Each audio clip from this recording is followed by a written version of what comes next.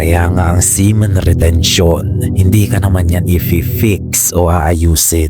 It will expose you at magandang bagay yan because exposure is the beginning of growth. Ngunit alalahanin mo rin, ang semen retention, hindi naman yan magical journey na gagawin kang superhuman. Gagawin ka lang niyang undistracted enough to become who you already could be. It is not a life hack. It is a removal of a drug.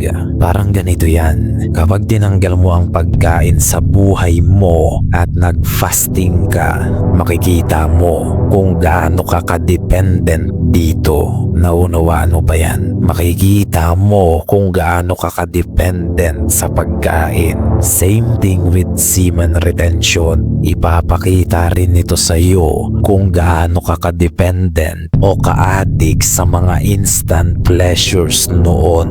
Naunawaan mo ba yan? Kaya't ituloy mo lang yan.